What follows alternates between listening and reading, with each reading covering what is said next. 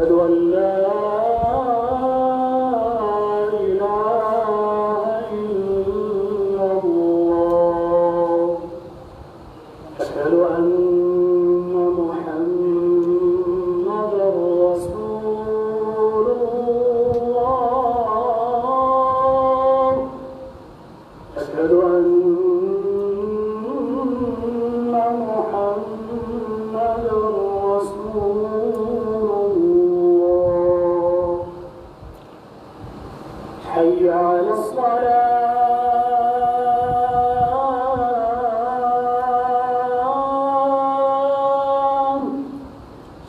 حي على الصلاة.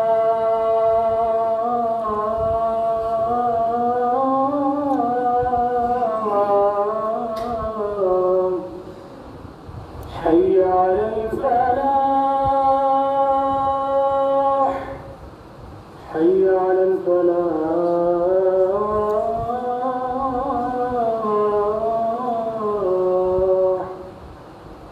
الله أكبر الله أكبر. لا إله إلا الله.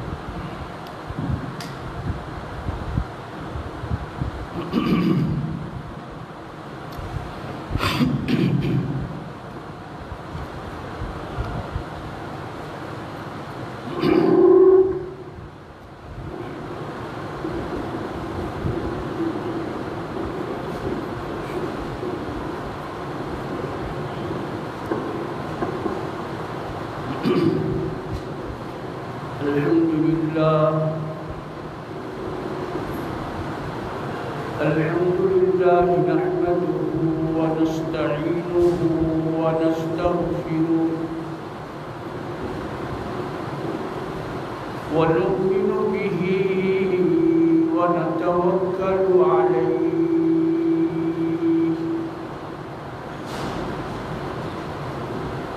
ونعوذ بالله من شرور أنفسنا ومن سيئات أعمالنا.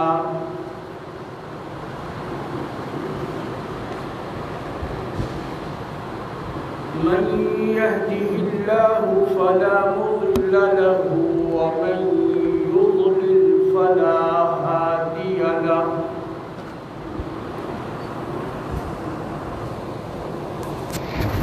وأشهد أن لا إله إلا الله وحده لا شريك له. وأشهد أن محمدا عبده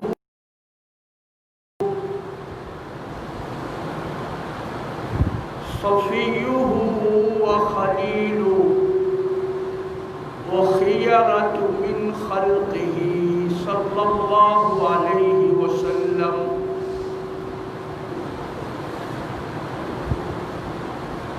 نشهد أنه بلغ الرسالة وأدى الأمانة ونصح الأمة وكشف الله به الأمة وترك أمته على محجة البيضاء كنهارها لا يزيغ عنه إلا الحالك. أما بعد فأعوذ بالله من الشيطان الرجيم. بسم الله الرحمن الرحيم. شهد الله أنه لا إله إلا هو والملائكة وأولو العلم قائما لا الہ الا هو العزیز الحکیم۔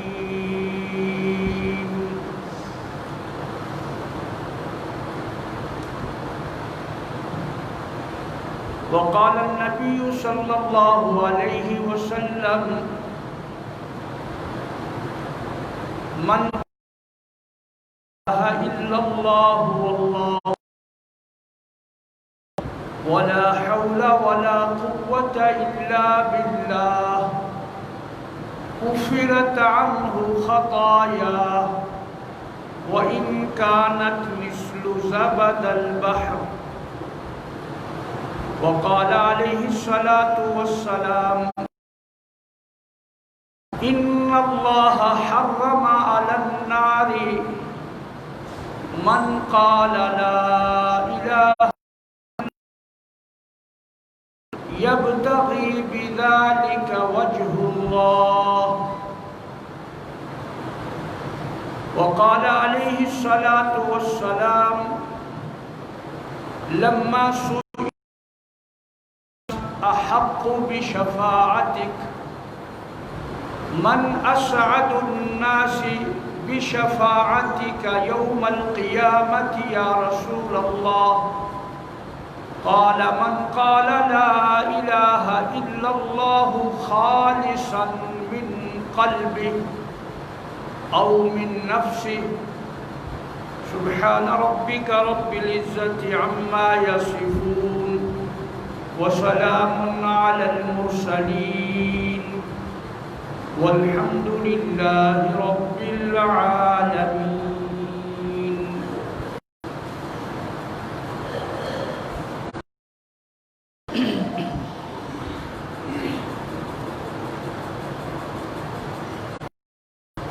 لا الہ الا اللہ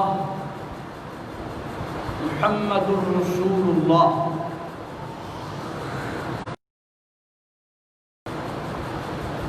یہ جو اسلام کا کلمہ ہے اس کی فضیلت اور اس کا معنی اور مفہوم آج کے خطبے کا موضوع ہے۔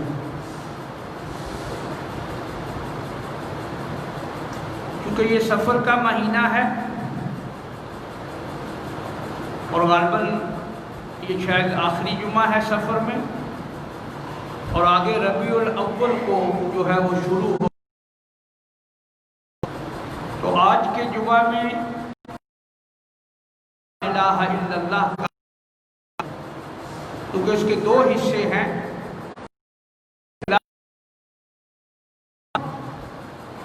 اور دوسرا محمد الرسول۔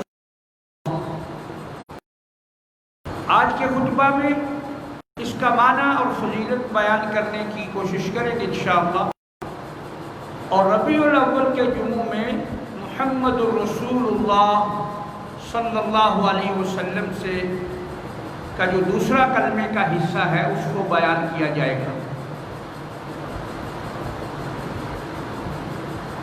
لا الہ الا اللہ،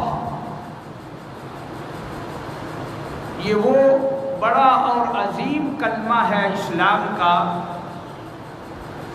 دین کا، کہ جس کی تحقیق کے لیے، جس کو ثابت کرنے کے لیے، جس کو انسانوں کو سمجھانے کے لیے اللہ رب العزت نے اس کائنات کو تخلیق فرمایا، پیدا فرمایا۔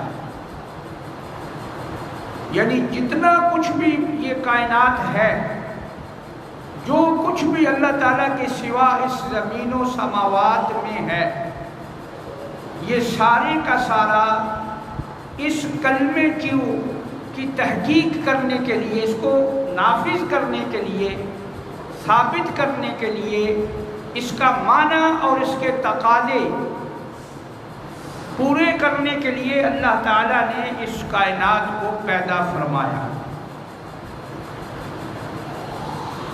ایک بات، یعنی گویا کائنات کی تخلیق کا مقصد، مخلوق کی پیدائش کا مقصد یہی کلمہ ہے لا الہ الا اللہ۔ قرآن اس پر بڑی کھل کر کہتا ہے، جواب دیتا ہے وَمَا خَلَقْتُ الْجِنَّ وَالْإِنسَ إِلَّا لِيَعْبُدُونَ۔ اللہ فرماتے ہیں ہم نے جن اور انسان کو صرف اور صرف اپنی عبادت اور پرستش اور اطاعت کے لیے پیدا فرمایا۔ تو اس کا مقصد یہ بنا کہ جب جن اور انسان جس کے لیے یہ کائنات بنائی گئی، زمین بنائی گئی، آسمان بنایا گیا، یہ نظام کائنات کا چلایا گیا، جب وہ دو مخلوق ان کا مقصد اللہ کی عبادت اور اطاعت ہے، تو اس کا مقصد یہ بنا کہ ساری کائنات کی تخلیق کا مقصد ہی یہی رکھا گیا۔ اور ہمارا جو کلمہ ہے لا الہ الا اللہ، اس میں یہی معنی مقصود ہے، اللہ کے سوا کوئی عبادت کے لائق نہیں، کوئی پرستش کے لائق نہیں، کوئی کسی کے قانون کو نہیں مانا جائے گا سوائے اس کے الہ کی ساری باتیں آتی ہیں، اور جس کو ایک لفظ میں کہہ دیا جاتا ہے کہ اللہ تعالیٰ کے سوا کوئی سچا معبود نہیں۔ جب بولا جاتا ہے وہ سارے معنی سمٹ آتے ہیں جو منتشر طور پر، الگ طور پر الہ کے معنی قرآن کریم میں کیے گئے ہیں۔ تو بہرحال پہلے اس کی اہمیت دیکھ لیں، 3 ٹاپک ہیں۔ لا الہ الا اللہ کی اہمیت کتنی ہے، دوسرا نمبر ہے لا الہ الا اللہ کی فضیلت، اور تیسرا نمبر ہے لا الہ الا اللہ کا معنی اور مفہوم، تقاضے اس کے۔ اس کو مانا جب جاتا ہے تو کیا مطالبہ ہوتا ہے اس کا؟ کیا یہ صرف زبانی پڑھ لینے سے گزارا ہو جائے گا؟ کیا یہ صرف زبان کا حد تک ہم رکھے گا کوئی، تو کیا اس کے لیے کچھ کامیابی ہے؟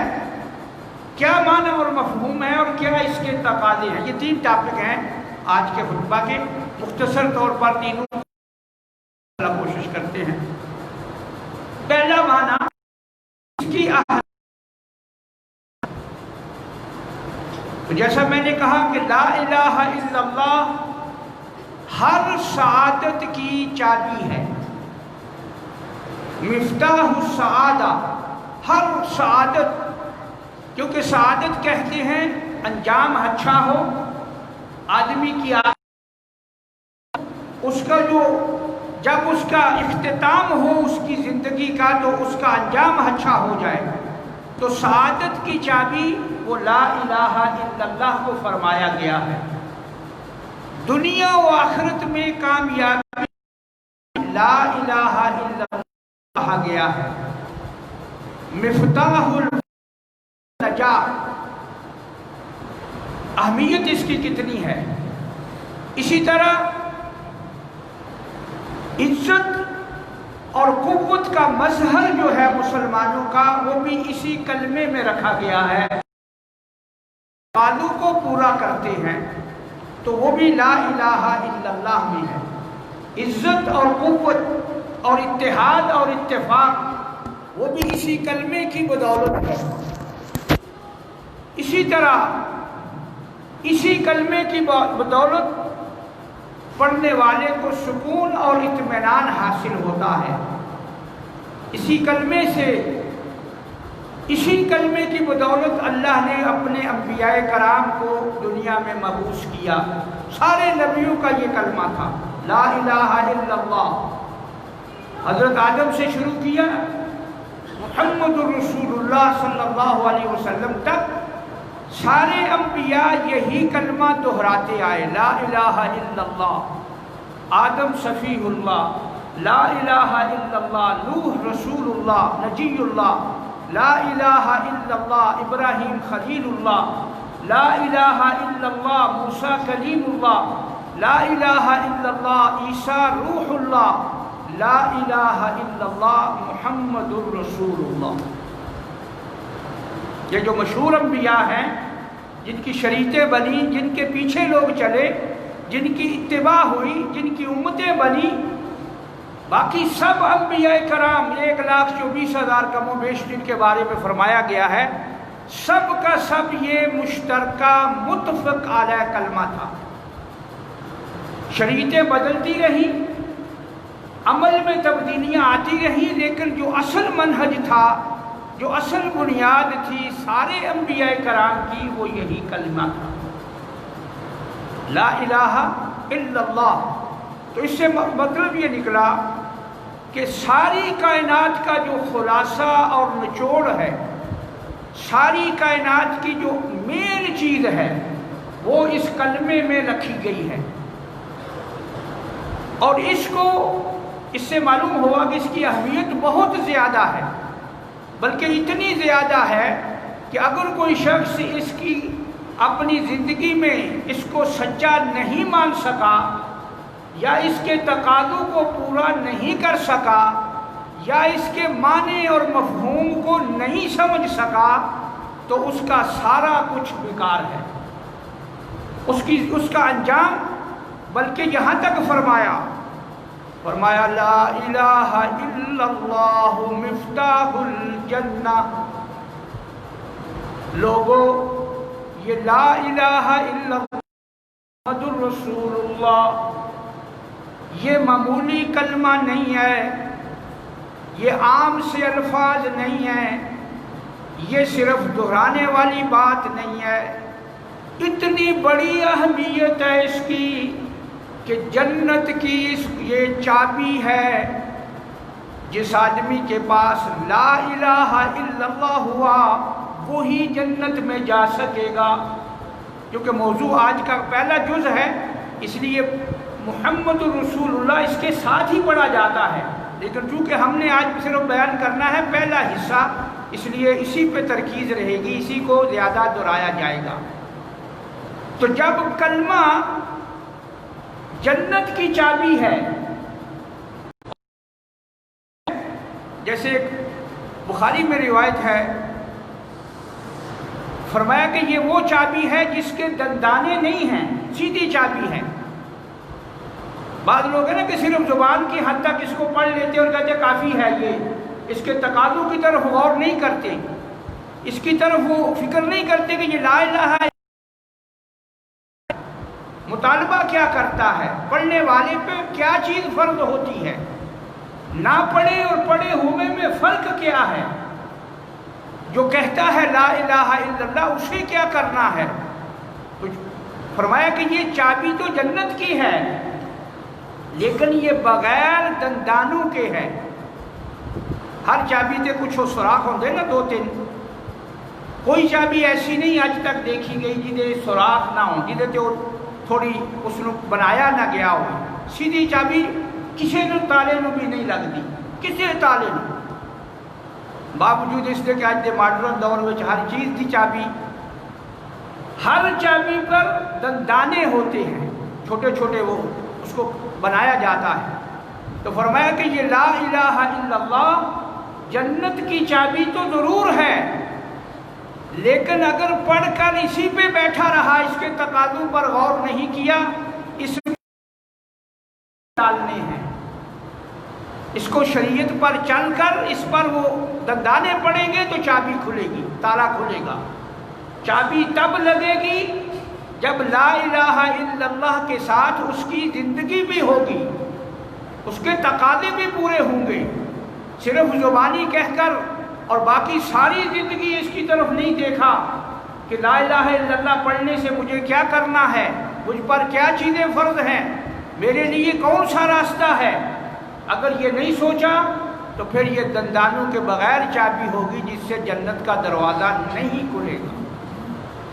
تو اس سے اس کی اہمیت تو واضح بہرحال ہو جاتی ہے کہ لا الہ الا اللہ اتنا اہم ہے، اتنا مہم ہے، اس قدر اس کی اہمیت ہے کہ اس کے بغیر کامیابی ناممکن ہے، اس کی تحقیق کے بغیر، اس کو ثابت کیے بغیر، اس کے تقاضوں کو پورا کیے بغیر آدمی کی کامیابی ناممکن ہے، کیونکہ یہ حق اور باطل میں تفریق کر دیتا ہے، یہ شرک اور توحید کو الگ الگ کر دیتا ہے، اس کا پڑھنے والا موحد کہلاتا ہے اور اس کا انکار کرنے والا مشرک کہلاتا ہے۔ یہ وہ کلمہ ہے کہ جو اگر بھائی ایک پڑھتا ہے دوسرا انکار کرتا ہے، دونوں میں تفریق ڈال دیتا ہے، وارث ہی ایک دوسرے کا وہ بنتے دیتے، باپ پڑھ لیتا ہے بیٹے انکار کر دیتے ہیں تو ان میں فرق ڈال کر دیتا ہے، جدا جدا کر دیتا ہے۔ یہ عام کلمہ نہیں ہے، معمولی چیز نہیں ہے۔ یہ تو تھی اس کی اہمیت۔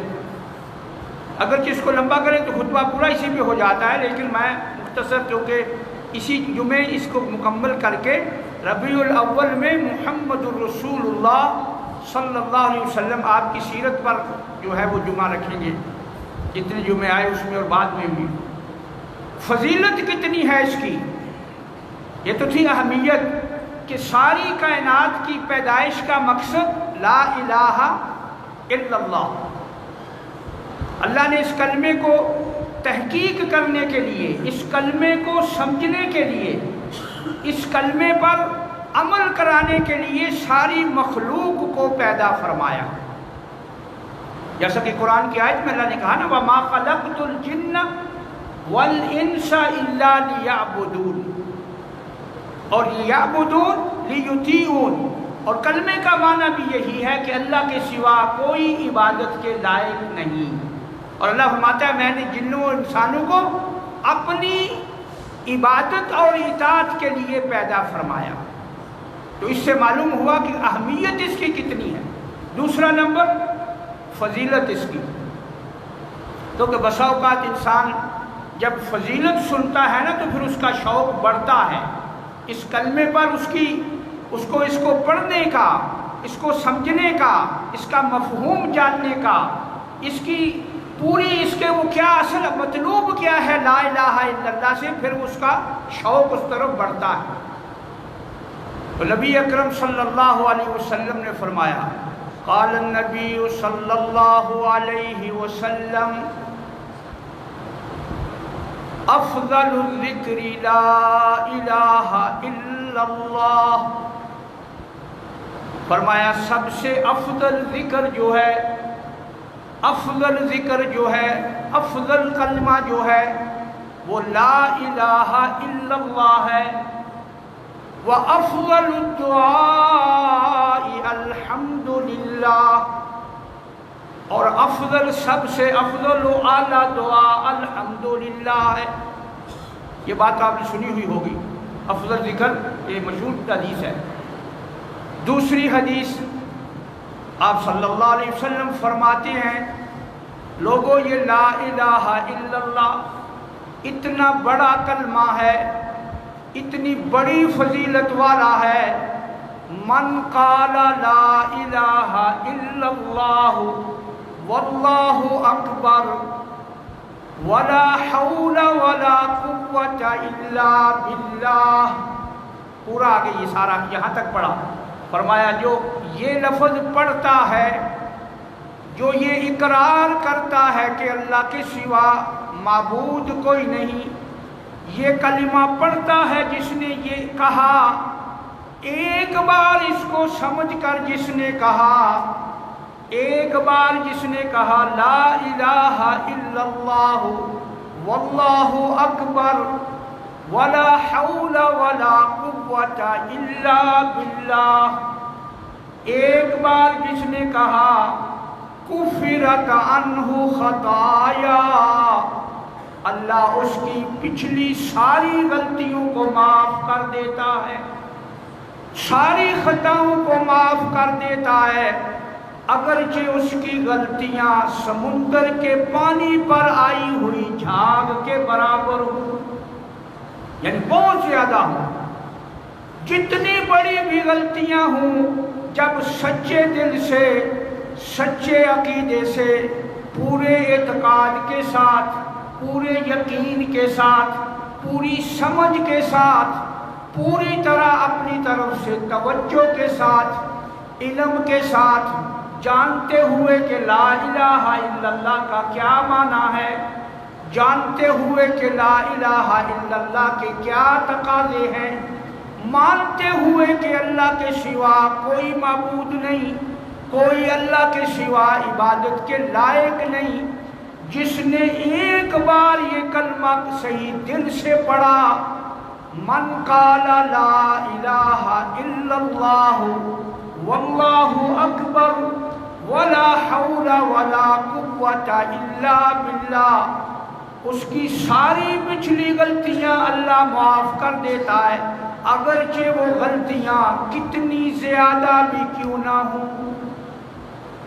تو کتنی بڑی فضیلت۔ اور جو ایمان والے ہیں ان کی سب سے بڑی خواہش یہی ہوتی ہے کہ ہماری غلطیاں معاف ہو جائیں، اللہ ہمیں معاف کر دے، ہماری خطاؤں سے اللہ درگزر فرما دے۔ تو فرمایا جو ایک بار یہ کلمہ پڑھتا ہے، یعنی یقین کے ساتھ، سمجھ کے ساتھ، علم کے ساتھ، اور پوری اس یقین سے جو اس میں کلمے میں رکھا گیا ہے، اس کو جانتے مانتے ہوئے اس کی غلطیاں معاف ہو جاتی ہیں، چاہے فضیلت کسی دوسرے کلمے کی نہیں ہے۔ قال النبی صلی اللہ علیہ وسلم اللہ حرم علی النار، فرمایا لوگوں یہ لا الہ الا اللہ اتنا بڑا کلمہ، اتنا عظیم کلمہ ہے کہ جو یہ پڑھتا ہے اللہ اس کو جہنم کی آگ پر حرام کرا، اس کے لیے جہنم کے دروازے وہ جنت کا مستحق ٹھہرے۔ ہاں شرط یہ ہے کہ وہ پڑھنے والا سے نہ پڑھے، یبتغی بذالک وجہ اللہ، یہ لا الہ الا اللہ پڑھنے والے کا ارادہ یہ ہو، یقین یہ ہو، ایمان یہ ہو کہ میں اس پڑھنے سے اللہ کو راضی کرنا چاہتا ہوں، اللہ کی رضا مقصود ہو، اللہ کو راضی کرنا ہو، اللہ کے لیے ہو، جسے عام زبان میں اخلاص کہا جاتا ہے۔ حدیث میں بلکہ تیسری حدیث میں نبی کریم صلی اللہ علیہ وسلم گیا، ابو ہریرہ پوچھتے ہیں یا رسول اللہ من اسعد بشفاعتک یوم القیامہ، اے اللہ کے نبی قیامت کے دن کون ایسا خوش بخت ہوگا، سعادت مند ہوگا، خوش نصیب ہوگا جس کو آپ کی شفاعت حاصل ہوگی، یعنی جسے آپ کی شفاعت حاصل ہوگی اس کی کیا خوبی ہوگی، اس کا کیا عمل ہوگا، ایسا خوش بخت ہوگا جو آپ کی شفاعت کا مستحق ٹھہرے گا۔ کیونکہ نبی کریم صلی اللہ علیہ وسلم نے اپنی امت کی شفاعت کرنی ہے، بالکل برحق بات ہے یہ، لیکن وہ شفاعت وہ بھی اس کے تقاضے ہیں، کسی کو پہنچے گی کسی کو نہیں پہنچے گی۔ تو ابو ہریرہ رضی اللہ تعالی عنہ سوال کرتے ہیں کہ یا رسول اللہ آپ کی شفاعت کا قیامت کے دن کون خوش نصیب حقدار ہوگا جسے آپ کی شفاعت حاصل ہوگی، کیونکہ جسے آپ کی شفاعت حاصل ہوگی وہ سیدھا جنتی ہوگا۔ فرمایا آپ صلی اللہ علیہ وسلم نے فرمایا یہ نہیں فرمایا زیادہ نعتیں پڑھنے والا، یہ نہیں فرمایا عید میلاد منانے والا، یہ نہیں فرمایا جھنڈیاں لانے والا، یہ نہیں فرمایا ربیع الاول میں ختم دلانے والا، یہ نہیں فرمایا کہ مسجدوں میں لائٹیں زیادہ لگانے والے، یہ جتنی باتیں ہیں یہ بعد کی۔ فرمایا میری شفاعت کا مستحق وہ شخص من قال لا الہ الا اللہ خالصا من قلب، فرمایا جس نے لا الہ الا اللہ دل سے پڑھا ہوگا، سمجھ کر پڑھا ہوگا، جان کر پڑھا ہوگا، اس پر عمل بھی کیا ہوگا، اس کے تقاضوں کو بھی پورا کیا ہوگا، خالص کا معنی ہوتا ہے اخلاص کے ساتھ۔ اخلاص کا تقاضا ہے کہ کلمے کو سمجھ کے جان کر اس کلمے کو کے تقاضوں کو پورا کیا وہ میری شفاعت کا مستحق ٹھہرے گا۔ تو سے کلمے کی فضیلتیں اگرچہ بہت ساری ہیں، لیکن چونکہ ہے سمجھنا تقاضے جو ہے اس کلمے کی فضیلت، تو اس کی اتنی بڑی فضیلت کہ جو پڑھتا ہے اس کی پچھلی ساری غلطیاں معاف کر دی جاتی ہیں۔ فضیلت اتنی کہ کل پیغمبر علیہ السلام نبی کریم صلی اللہ علیہ وسلم کی شفاعت کا وہ شخص مستحق ہوگا جس نے مخلص بن کر یہ کلمہ پڑھا ہوگا، زبانی کلامی نہیں، زبان سے ہی صرف نہیں، عمل سے بھی ثابت کیا ہوگا کہ یہ کلمہ پڑھنے والا انسان ہے۔ اس کو دیکھنے سے پتا چلے گا کہ یہ لا الہ الا اللہ کا پڑھنے والا ہے، کیونکہ لا الہ الا اللہ یہ پوری زندگی ہے، یہ فکر زندگی ہے۔ اگر مختصر معنی کیا جائے لا الہ الا اللہ محمد الرسول اللہ صلی اللہ علیہ وسلم کا، تو یہ جو دونوں جز ہیں اس کے، پہلا لا الہ الا اللہ یہ فکر زندگی ہے، یہ عقیدہ ہے، یہ ایمان ہے، یہ یقین ہے، یہ علم ہے، یہ سمجھ ہے، یہ فکر زندگی ہے۔ اور محمد رسول اللہ صلی اللہ علیہ وسلم وہ طرز زندگی ہے، زندگی کا طریقہ ہے، زندگی گزارنی کیسے ہے، زندگی کے اعمال کو کرنا کیسے ہے۔ لا الہ الا اللہ فکر زندگی، ایمان اور عقیدہ، محمد رسول اللہ عمل اور طریقہ زندگی کا، یہ مختصر معنی ہے کلمے کا۔ لیکن اس کا اصل مفہوم کیا ہے؟ تو یہ دو جملے ہیں، لا الہ الا اللہ، یہ دو جملے ہیں اس میں، پہلے میں نفی ہے، دوسرے میں اس بات ہے۔ پہلے میں ہر جھوٹے معبود کی نفی ہے، جس کو بھی لوگوں نے معبود بنا لیا، کسی زندہ کو بنا لیا، مردہ کو بنا لیا، قبر کو بنا لیا، شجر کو بنا لیا، حجر کو بنا لیا، کسی کو بھی جب معبود بنایا جاتا ہے اس کا معنی یہ ہوتا ہے کہ اس کی عبادت کرنی شروع کر دی، اس کو پکارا اپنی حاجات میں، اس سے ڈرنا شروع کیا، اس کے نام کی نظریں دی، نیازیں نکالی، اس کے نام کی ہاڑے بھرے، اس کے نام کی آہیں بھری، غائبانہ طور پہ اس کو پکارا، یہ سارا معبود بنانے کے معنی میں آتا ہے۔ چاہے زبان سے آدمی کہے کہ نہیں ہم تو اللہ کو ہی معبود مانتے ہیں، لیکن جب اللہ تعالیٰ کی عبادت کو، اللہ تعالیٰ کی جو حق تھا جب غیر کے لیے پھیر دیا تو یہ معبود بنانے کے معنی میں آ جاتا ہے۔ تو لا الہ یہ معنی بھی شروع کرتے ہیں ہم اس کا، لا الہ اس کا معنی ہے کوئی معبود نہیں، کائنات میں کوئی معبود نہیں، کوئی ایسی ہستی نہیں ہے اللہ کے سوا۔ وہ آگے اس بات ہے، پہلے نفی ہے۔ بعض سادہ لوگ کہتے ہیں ہم منفی بات نہیں کرتے، کچھ لوگ ہمارے معاشرے میں کہتے ہیں ہم منفی بات نہیں کرتے، ہم مثبت بات کرتے ہیں۔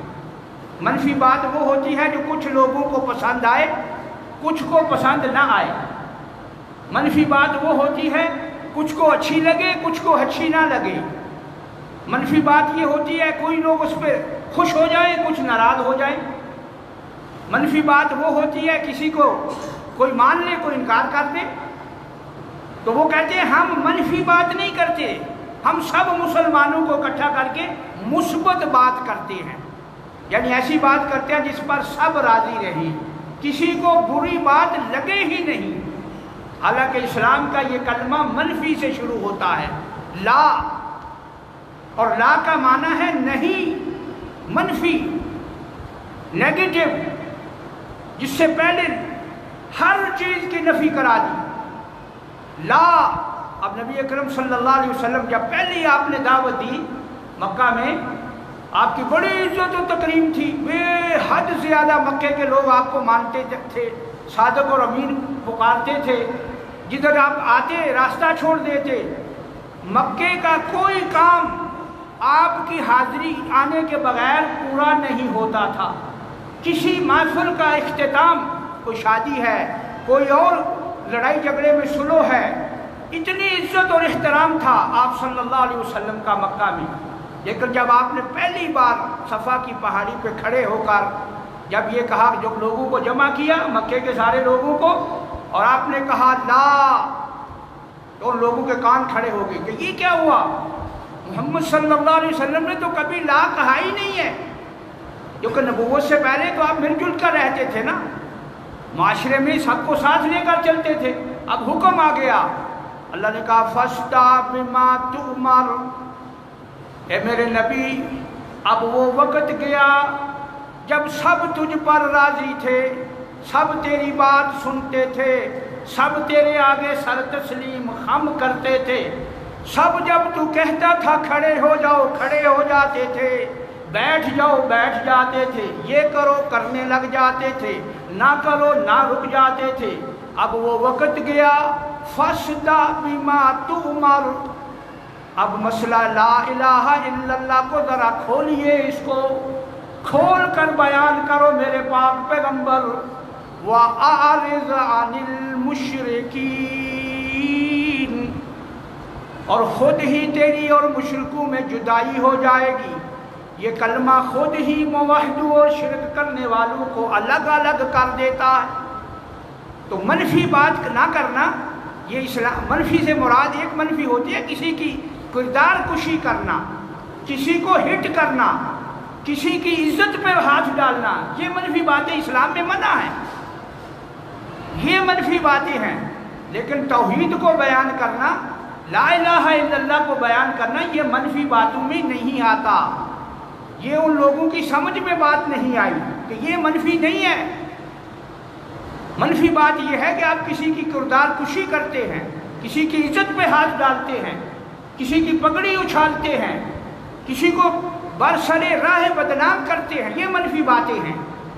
لیکن لا الہ الا اللہ کا بیان جو ہے وہ چاہے کسی کو اچھا لگے نہ لگے، کسی کو پسند آئے نہ آئے، یہ منفی بات میں نہیں آتا.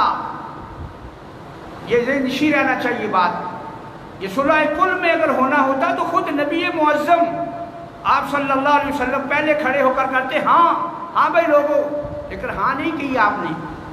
آپ نے فرمایا لا الہ قولو، پہلے لوگوں سے پوچھا او لوگوں بتلاؤ تو صحیح میرے بارے میں کیا رائے رکھتے ہو، مجھے کیسا تم نے دیکھا، حل وجدتمونی صادقا ام کاذبا. سارے مکے والے جمع ہیں صفا پہاڑی کے نیچے. فرمایا بتلاؤ تو صحیح کہ مجھے کیسا دیکھا، میری زندگی تمہارے اندر 40 سال کا عرصہ گزرا، کیسا دیکھا تم نے مجھے، کبھی میری بات جھوٹی بھی ہوئی. سارے مکے والوں نے پکار کر کہا ایسا تو کبھی نہیں ہوا. جربنا کا مرارا، ہم نے آپ کو بار بار آزمایا. ما وجدنا کا الا صادقا، ہمیشہ آپ کو سچا ہی جانا، آپ کی باتیں سچی ہی نکلی. جب آپ نے یہ اقرار ان سے لے لیا تو فرمایا قولو قولو لا الہ الا اللہ. فرمایا پھر یہ بھی مان لو کہ اللہ کے سوا کوئی معبود نہیں، کوئی عبادت کے لائق نہیں. یہ جب تم مان لو گے تفلحو، دنیا و آخرت میں کامیاب ہو جاؤ گے. جب یہ کہا تو قوم ساری بفر گئی، کسی نے کوئی جواب نہیں دیا، خاموش ہو گئے سارے. یہ کیا بات ہوئی؟ آج بھی جب یہ کہا جاتا ہے لوگوں لا الہ الا اللہ کا معنی یہ ہے تیرے دل میں یہ یقین آ جائے کہ اللہ کے سوا کوئی عبادت کا حقدار نہیں. عبادت چونکہ عربی لفظ ہے، سمجھنے میں غلطی لگتی ہے، لہذا اس کو سمجھانا ہوتا ہے. عبادت یہ ہے، امام ابن قیم رحمہ اللہ ایک بہت بڑے امام گزرے ہیں، وہ فرماتے ہیں عبادت یہ ہے جو آدمی کے دل سے کسی غائب طاقت سے جو فعل صادر ہو، کسی غائب طاقت سے غیر مسلمان کا یقین ہوتا ہے کہ اللہ کی طاقت ہے، اللہ سے ڈرتے ہوئے ہم ہر کام عبادت کا کرتے ہیں۔ اگر یہی ڈر کسی دوسری طرف چلا جائے، یہی امید کسی دوسرے سے لگا لی جائے، یہی پکار کسی دوسرے کی ہونے لگ جائے، تو یہ دوسرے کی عبادت بننی شروع ہو جائے۔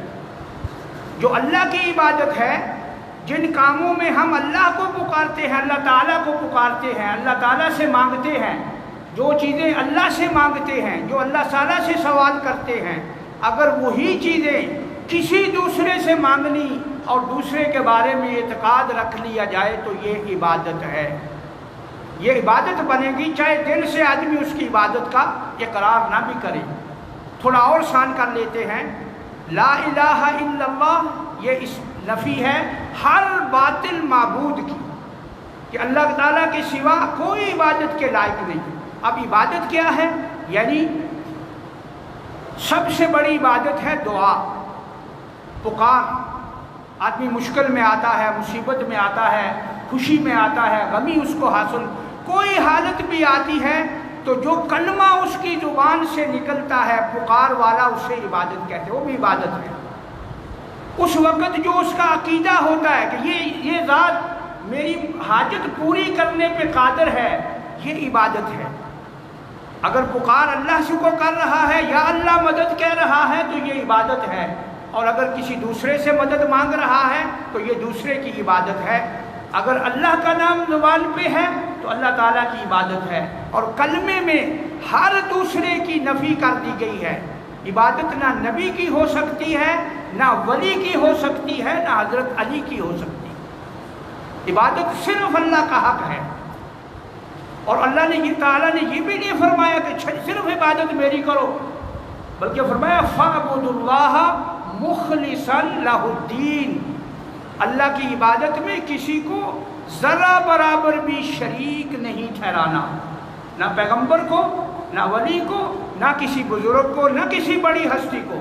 یہ سب ہستیاں اپنے اپنے مقام ہیں، ان کی فضیلتیں ہیں، بڑے لوگ ہیں یہ، لیکن اللہ تعالیٰ کی عبادت ان کی نہیں ہوگی، عبادت صرف اللہ کی ہوگی۔ تو لا الہ الا اللہ کا معنی پہلے ہر ایک کا، ہر معبود کا انکار، اور ایک اللہ کی عبادت کا اقرار، دل میں اس قدر جم جائے، اس قدر ٹھہر جائے کہ جیسی حالت بھی ہو، جو کچھ بھی بندے کے ساتھ ہونے لگے، وہ اللہ کی عبادت میں اپنے دل میں شک نہ آنے دے، ڈٹا رہے، بڑی سے بڑی مصیبت آئے ڈٹا رہے، کسی دوسرے کی طرف توجہ نہ کرے۔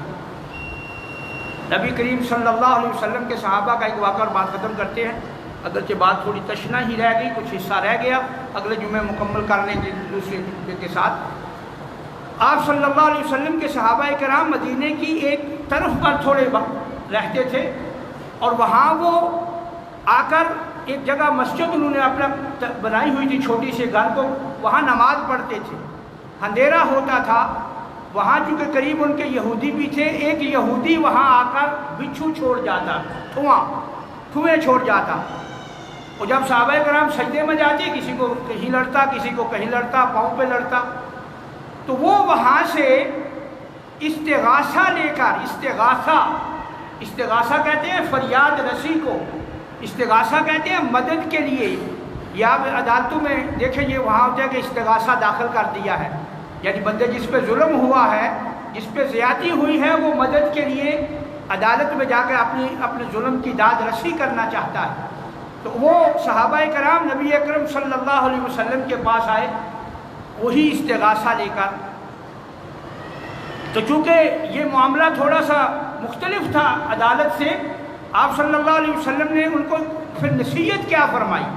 انہوں نے کہا یا رسول اللہ نستغیث بک، ہم آپ کے ذریعے سے مدد چاہتے ہیں کہ ہماری اس مشکل کو آسان فرمائیں۔